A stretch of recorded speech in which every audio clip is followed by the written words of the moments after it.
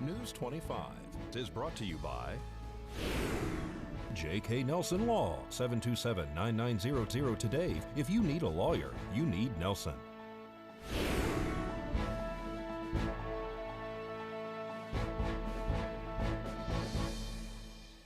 Stimulus checks will hit bank accounts starting next week, and churches switch to online Easter Sunday service. News 25 starts now. This is News 25 with Deanna O'Donnell. News 25. Local coverage you can count on. Well, taxpayers will soon start seeing a little extra money in their bank account.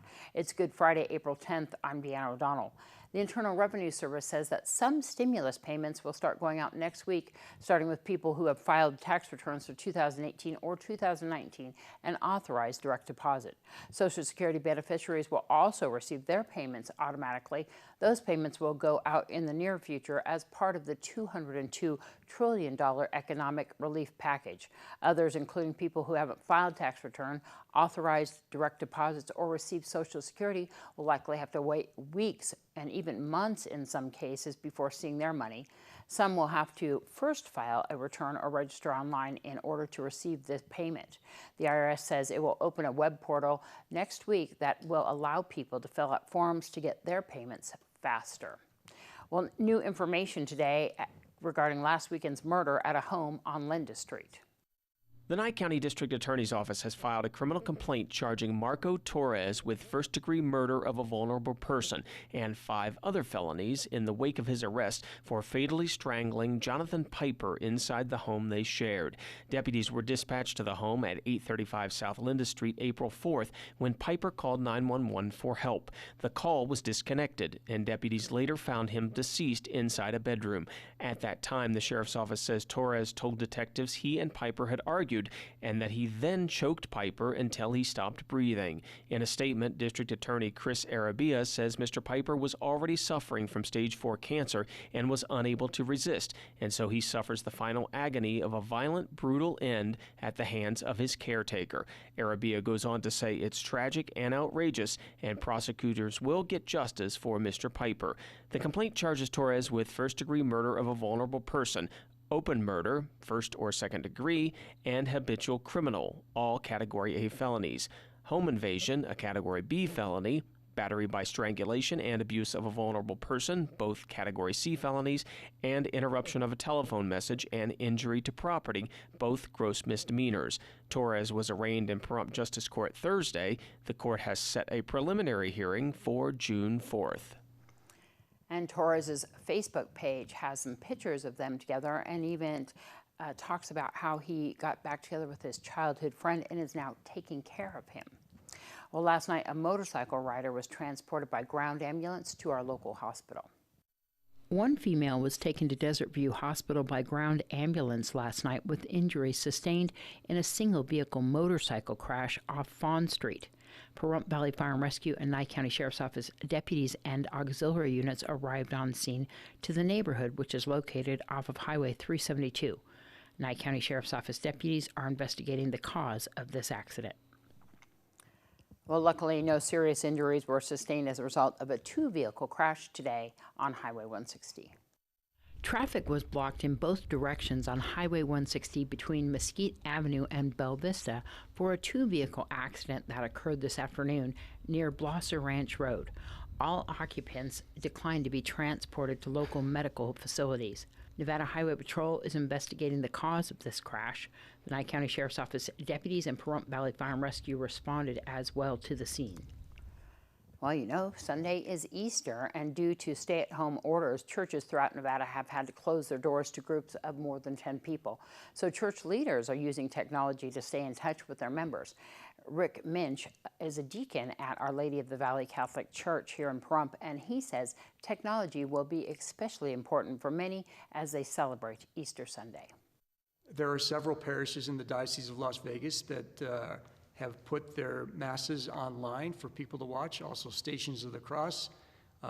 We just did today, we did the Divine Mercy Chaplet, and we did a blessing of the Easter baskets for food for Easter, and we also did exposition of the Blessed Sacrament. It's changed a lot, and we're so blessed to have technology because we can pray together even though we aren't physically together. We can still pray together, and it's such a blessing. No social distancing from God ever, right? Yes, it was such a blessing to get together with Pastor Neil and a couple of the other faith leaders the other day, and we all prayed together and shared our love of Christ together. And we're all in this together, as we've read so much in the paper, and we're in the Christian family can all pray to God together. It's the same Jesus, the same God, and he hears us each time we pray. It's so comforting to know that, despite the fact that we're distant physically, we can still be together spiritually.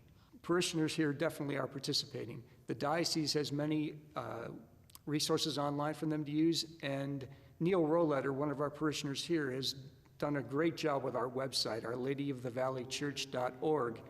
There are so many resources on there for people to pray at home, videos to watch, prayers they can pray together. The things we did today, especially exposition of the Blessed Sacrament, can be very comforting, I think, for people, and we're so blessed to have this technology. And you can contact your local church to see if they have any online services for this Sunday or even the following Sundays. News 25 will return after this break. News 25 is brought to you by Star Nursery, your garden's partner for every bloomin' thing. Welcome back. Well, Clorox stock is way up as more people use their products to combat the coronavirus. Pfizer says it has found a promising coronavirus treatment, and Disney streaming service is attracting a lot more subscribers. Angela Miles has more. Topping our news, Clorox is suddenly a surprise star in the stock market. Shares started to climb back in February, hitting a record high as Americans rushed to buy bleach to combat coronavirus. By March, sales of aerosol disinfectants jumped nearly 350%. Multi-purpose wipes and cleaners are up 160% compared to a year ago. The Clorox company is based in Oakland, California, and accounts for nearly 50% of the entire market in wipes and cleaners. Not everyone is counting on that stock to go higher. Clorox has become a popular stock to short, with some traders betting shares will scale back. Pfizer reportedly has found a promising coronavirus treatment. The Wall Street Journal says Pfizer has a drug candidate that might block new coronavirus from replicating. Tests begin in the summer. Disney stayed focused on Americans under stay-at-home orders and is benefiting from many movie nights. Thanks, Angela. Well, since the kickoff of the 2020 U.S. Census on March 12th, about 45% of the state has participated. With the coronavirus pandemic sweeping across the country, officials are reminding Southern Nevadans that it's more important than ever that every local household gets counted in this year's census. Filling out the form takes only just a few minutes. Online, you can go to 2020census.gov. Well, as the coronavirus stay-at-home order continues, many people are finding themselves anxious right now, not knowing what their future holds. Zach Giddings, who is a clinical social worker with Living Free Health, spoke to our cameras recently. Right now, and in general, when we look at anxiety, we're looking at three major factors: uncertainty, fear of loss, and a lack of control. Obviously, right now, all of those things are present.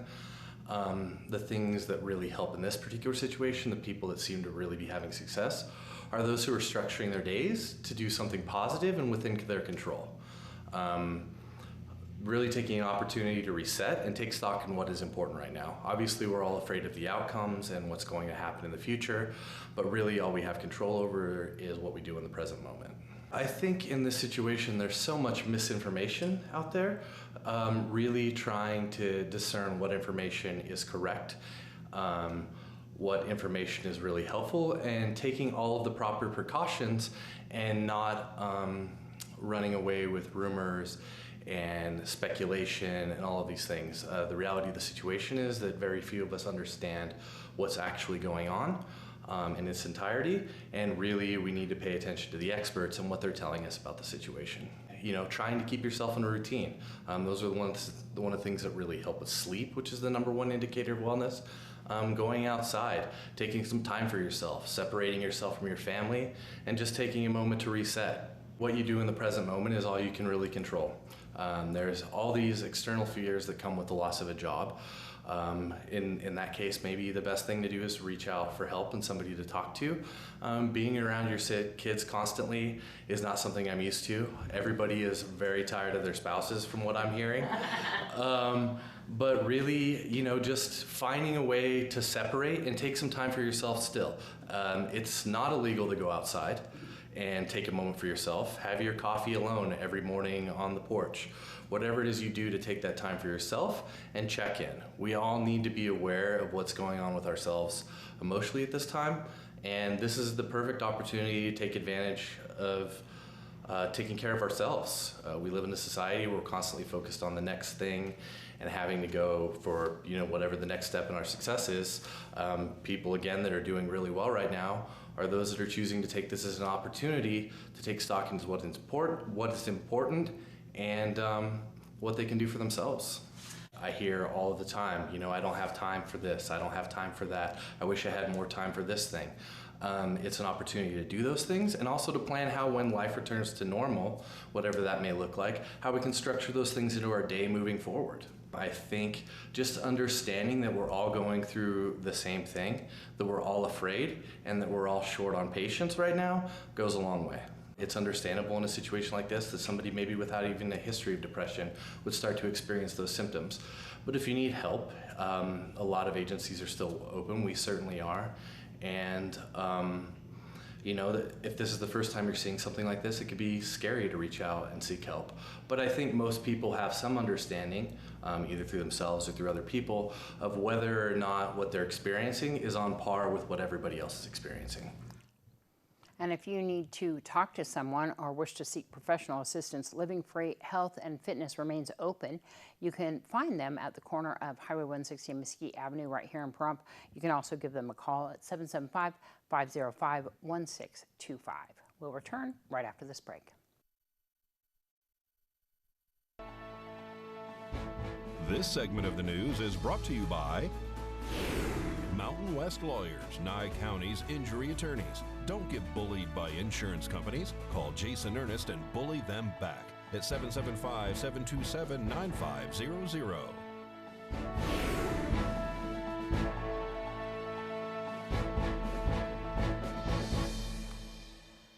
Well, Eamon Bundy, the son of Nevada rancher Cliven Bundy and the rancher who led an armed occupation of a federal wildlife refuge in Oregon, says he plans on holding an Easter gathering with hundreds attending, defying the stay-at-home orders implemented during the coronavirus pandemic in Idaho.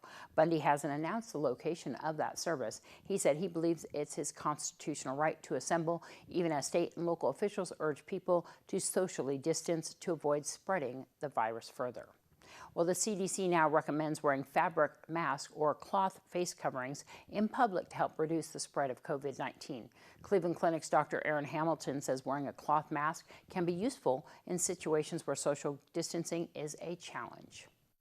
When space is tight or you're in an area where it's hard to be 6 feet apart, the cloth mask ultimately protects others from you.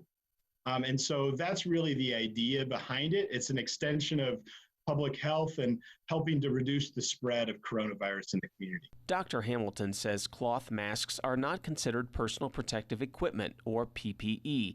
He says wearing a fabric mask helps protect others from germs you may not realize you have.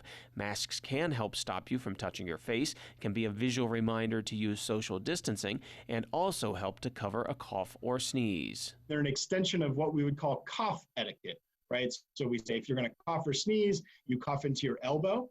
This helps to reinforce that and makes it more effective. Dr. Hamilton reminds us that we should still be following shelter-at-home orders and says a mask is meant as an extra layer of protection if you need to venture out for essential reasons like food or to see the doctor. He says cloth masks, whether purchased or homemade, can play a role in reducing virus spread as long as they're worn properly. You might hear that different face masks are secured either with loops around your ears or maybe tied on the top and at the bottom.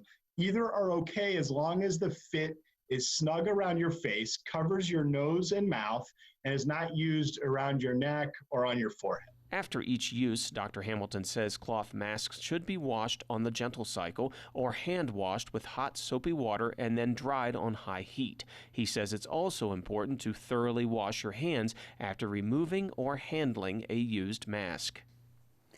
Well, Great Basin Water Company is reaching out to their customers to offer payment arrangements during this difficult time. They say if you find yourself in a place where you cannot pay your bill in full, please contact their customer service at 844-694-4404 to make payment arrangements. To stay up to date on the Great Basin Water Company's efforts during the COVID-19 crisis, you can sign up online for connect.myutility.us. That's connect.myutility.us. Well, I just love this next dog. In today's Save a Pet, we meet Teddy. Teddy is a 1-year-old Samoyed who really likes to dance.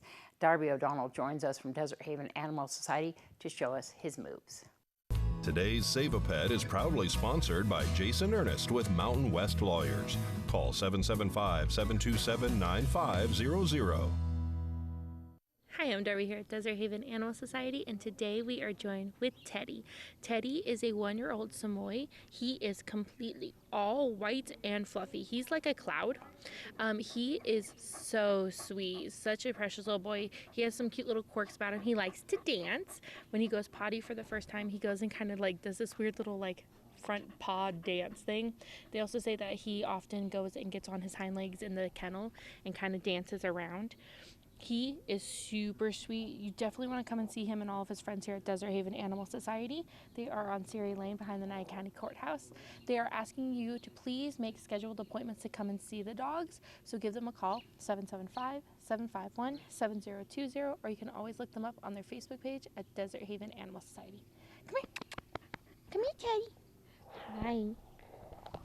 He's a big ball of fluff, really.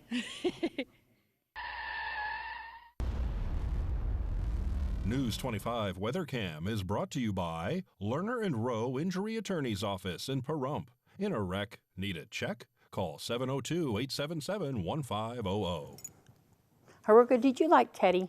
Did you like him? Yeah? This is Haruka. She wanted to say hi to everybody. There she is. She does that little squeal. Let's take a look outside. All right, it's getting cloudy out there. We're going to find out more on what's happening in our Easter weekend weather right after this break.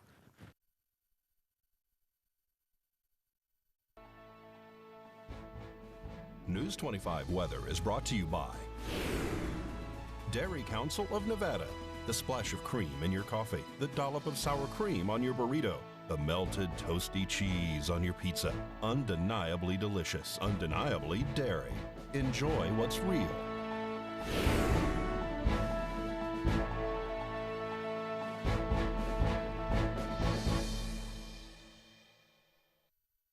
Hello and welcome back to News 25. I'm Michael Donohue with today's weather.